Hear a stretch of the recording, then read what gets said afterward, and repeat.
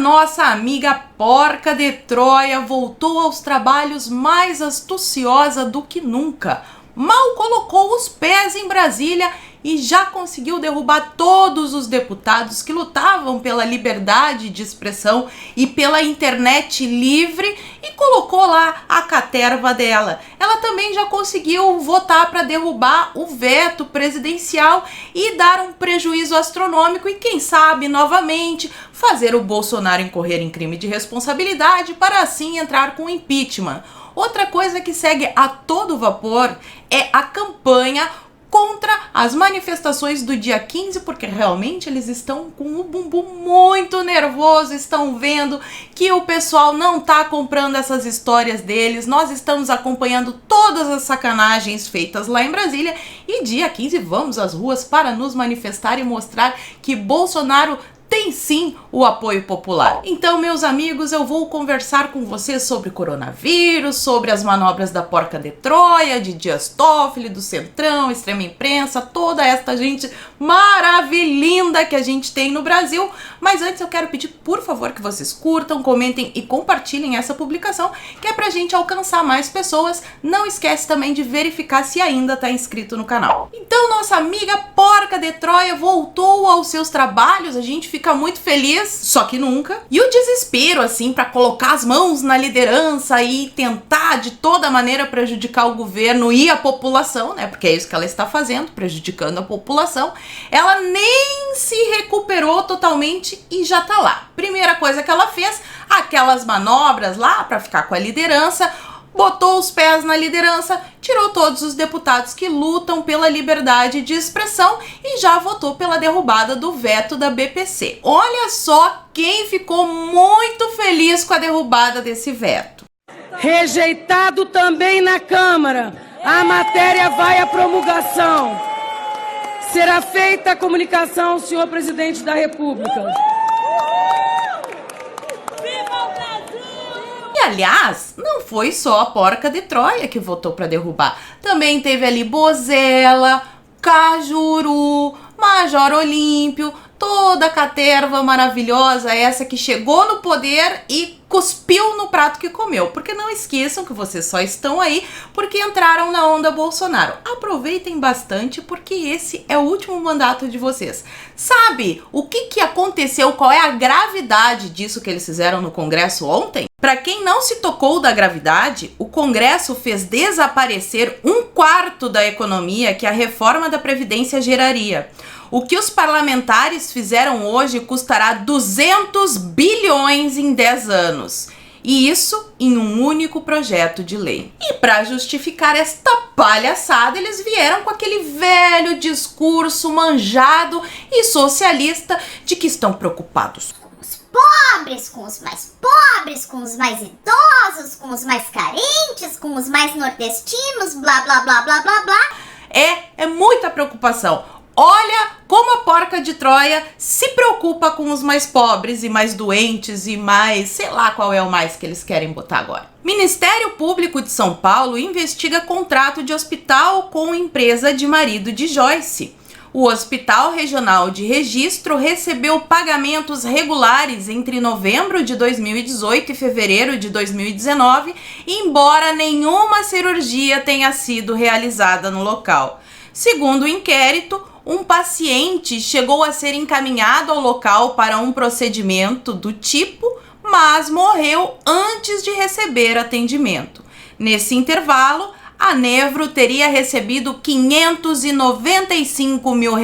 Emocionante essa preocupação, né? Além de se preocupar com a saúde dos mais pobres, mais carentes e mais idosos, a porca de Troia também se preocupa muito com a sua liberdade de expressão. Ela expulsou todos os deputados que apoiam Bolsonaro e são do PSL lá daquela CPMI da fake news, que na verdade é a CPMI da censura. Ou seja, ela expulsou todos os deputados que estão honrando os votos que receberam e lutando pelo interesse da população. Você quer viver num país onde há censura?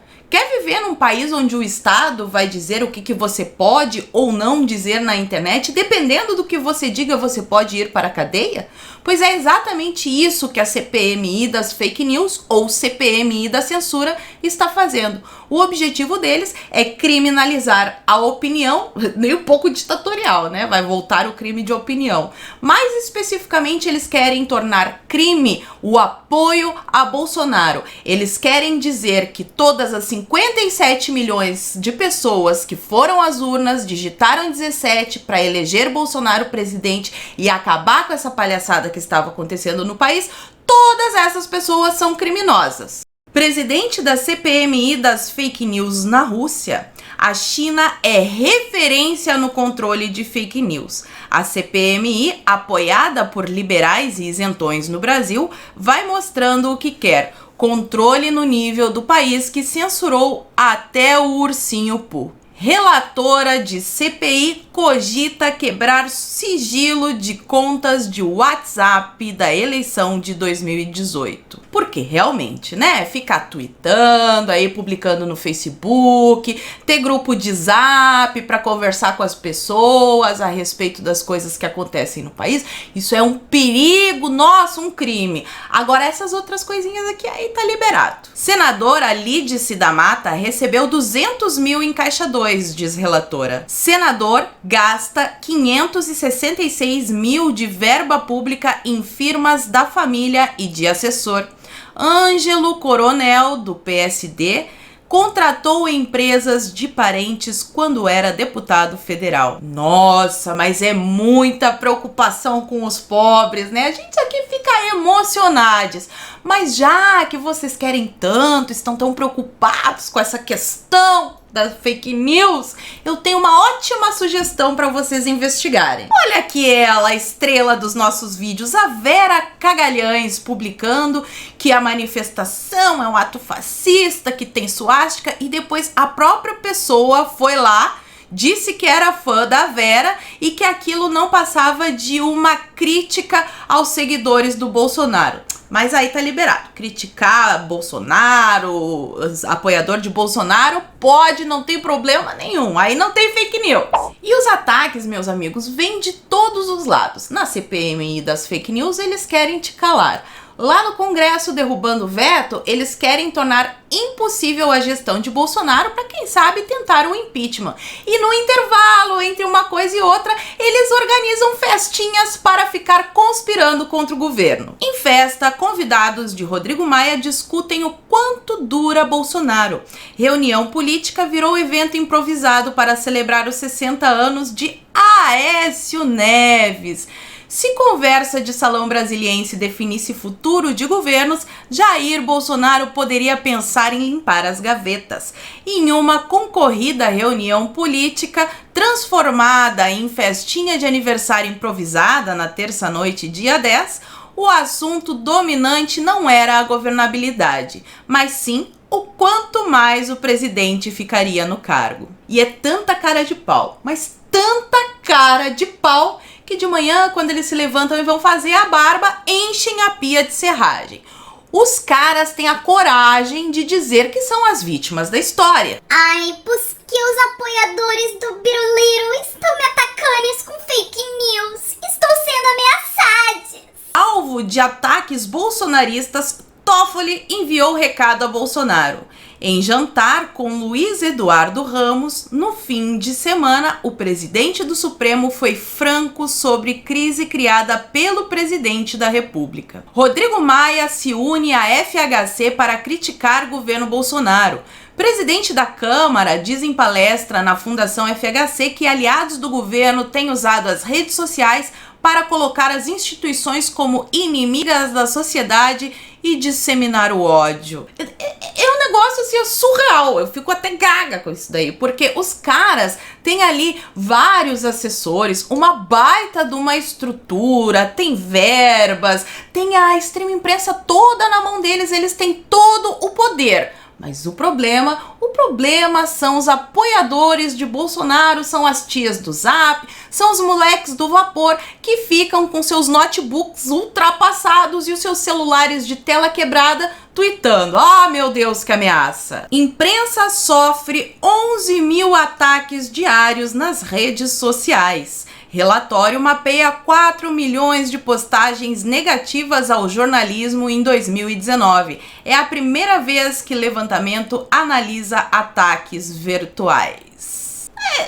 É crime, então, criticar a imprensa. A população brasileira não pode se manifestar e dizer que está indignada com o que estão fazendo no Congresso, que não aguenta mais essas palhaçadas do STF. Não, você não tem o direito de se indignar. A democracia deles é essa daí. Igualzinha à ditadura lá da China. Só não tá mais apertada porque a gente conseguiu eleger o presidente Bolsonaro. Eu não quero nem pensar o que teria acontecido se tivesse ganhado o poste. Criem vergonha na cara de vocês. A gente tá vendo aqui pela internet todas as maracutaias que vocês estão fazendo para derrubar Bolsonaro. E sim, nós estamos indignados, nós não estamos gostando, nós queremos mudança e foi para isso que a gente elegeu e a gente continua apoiando ele.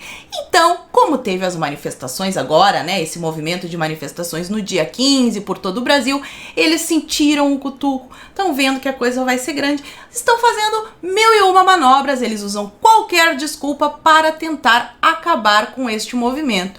Inclusive, o governador lá do Distrito Federal baixou um decreto que por 5 dias não pode ter aglomerações, é um perigo, ó meu Deus, mas aí depois do dia 15 não vai mais ter perigo de coronavírus, você pode fazer o que quiser, não tem mais problema. O coronavírus, o problema mesmo é só até o dia 15.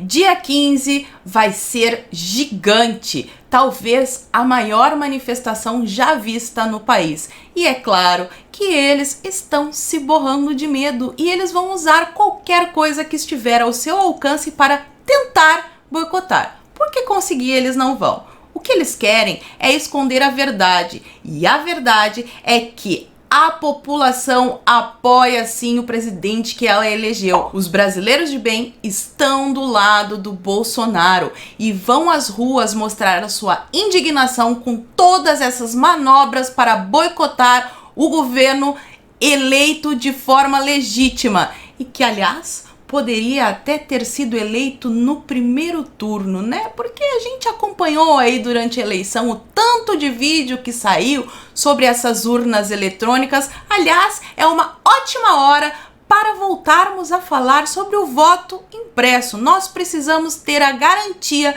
de que o nosso voto vai mesmo para a pessoa em quem a gente votou. Nós não queremos mais viver num país onde todo dia tem no noticiário uma mala de dinheiro circulando para lá e para cá com negociações e rombos astronômicos, financiamento de obras em outros países com o nosso dinheiro.